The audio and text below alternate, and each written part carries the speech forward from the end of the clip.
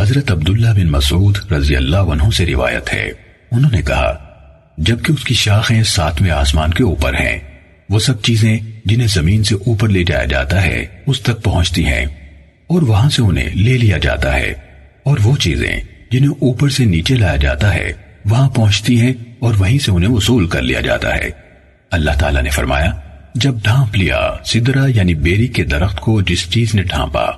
عبداللہ رضی اللہ عنہ نے کہا سونے کے پتنگوں نے، اور کہا پھر رسول اللہ صلی اللہ علیہ وسلم کو 3 چیزیں عطا کی گئیں، 5 نمازیں عطا کی گئیں، سورہ بقرہ کی آخری آیات عطا کی گئیں، اور آپ کی امت کے ایسے لوگوں کے جنہوں نے اللہ کے ساتھ شرک نہیں کیا جہنم میں پہنچانے والے بڑے بڑے گناہ معاف کر دیے گئے۔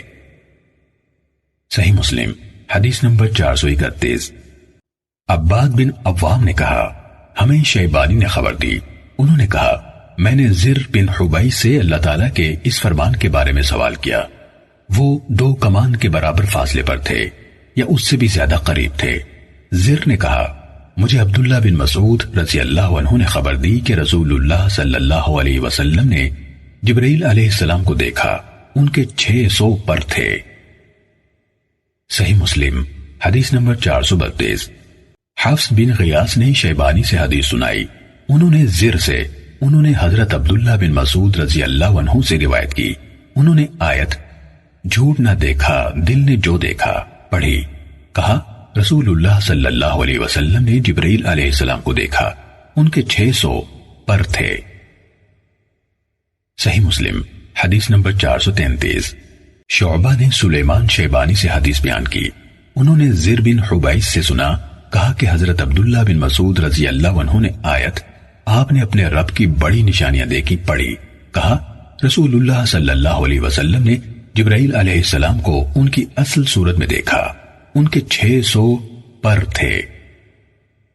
صحیح مسلم حدیث نمبر 434۔ حضرت ابو ہریرہ رضی اللہ عنہ سے روایت ہے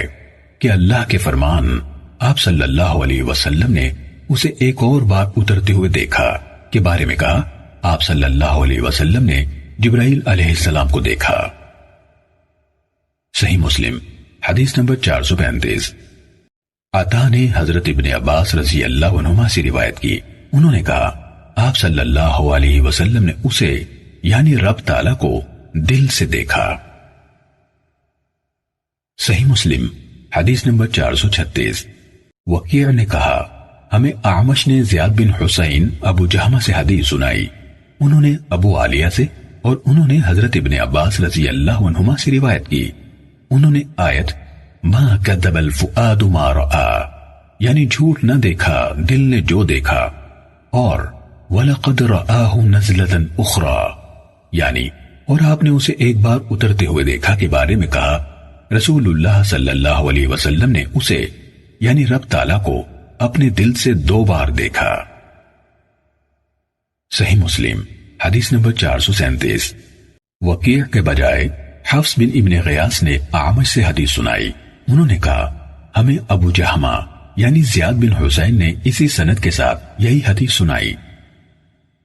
صحیح مسلم حدیث نمبر 438۔ اسماعیل بن ابراہیم نے داؤد سے،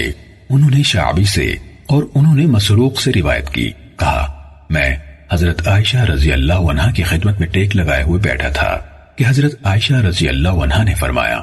ابو عائشہ یہ مسروق کی کنیت ہے، 3 چیزیں ہیں جس نے ان میں سے کوئی بات کہی اس نے اللہ تعالیٰ پر بہت بڑا بہتان باندھا۔ میں نے پوچھا وہ باتیں کون سی ہیں؟ انہوں نے فرمایا جس نے یہ گمان کیا کہ محمد صلی اللہ علیہ وسلم نے اپنے رب کو دیکھا ہے تو اس نے اللہ تعالیٰ پر بہت بڑا بہتان باندھا۔ انہوں نے کہا میں ٹیک لگائے ہوئے تھا، یہ بات سنتے ہی سیدھا ہو کر بیٹھ گیا اور کہا ام المومنین مجھے بات کرنے کا موقع دیجیے اور جلدی نہ کیجیے، کیا اللہ تعالیٰ نے یہ نہیں کہا؟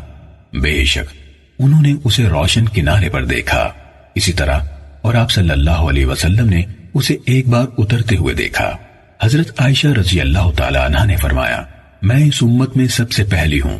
جس نے اس کے بارے میں رسول اللہ صلی اللہ علیہ وسلم سے سوال کیا تو آپ صلی اللہ علیہ وسلم نے فرمایا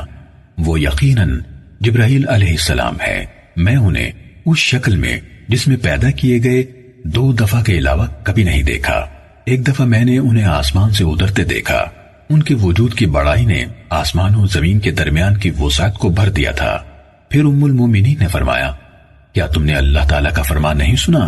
آنکھیں اس کا ادراک نہیں کر سکتی اور وہ آنکھوں کا ادراک کرتا ہے، اور وہ باریک بین ہر چیز کی خبر رکھنے والا ہے۔ اور کیا تم نے یہ نہیں سنا کہ اللہ تعالیٰ فرماتا ہے،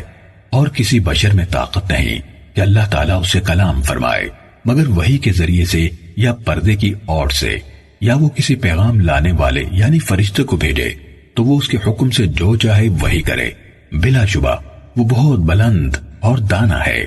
ام المومنین نے فرمایا، جو شخص یہ سمجھتا ہے کہ رسول اللہ صلی اللہ علیہ وسلم نے اللہ تعالیٰ کی کتاب میں سے کچھ چھپا لیا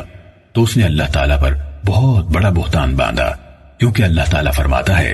اے رسول پہنچا دیجئے جو کچھ آپ کے رب کی طرف سے آپ پر نازل کیا گیا، اور اگر بالفرض آپ نے ایسا نہ کیا تو آپ نے اس کا پیغام نہ پہنچایا، یعنی فریضہ رسالت ادا نہ کیا۔ اور انہوں نے فرمایا، اور جو شخص یہ کہے کہ آپ اس بات کی خبر دے دیتے ہیں کہ کل کیا ہوگا تو اس نے اللہ تعالیٰ پر بہت بڑا جھوٹ باندھا، کیونکہ اللہ تعالیٰ فرماتا ہے، اے نبی فرما دیجئے کوئی ایک بھی جو آسمانوں اور زمین میں ہے غیب نہیں جانتا سوائے اللہ کے۔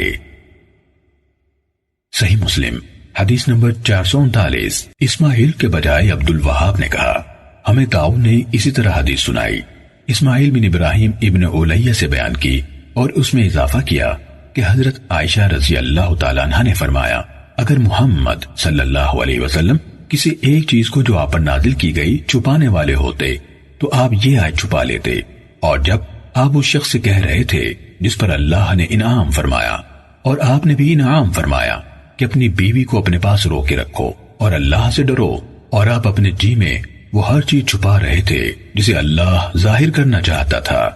آپ لوگوں کے طعن و تشنیع سے ڈر رہے تھے، حالانکہ اللہ ہی سب سے زیادہ حقدار ہے کہ آپ اس سے ڈریں۔ صحیح مسلم حدیث نمبر 440۔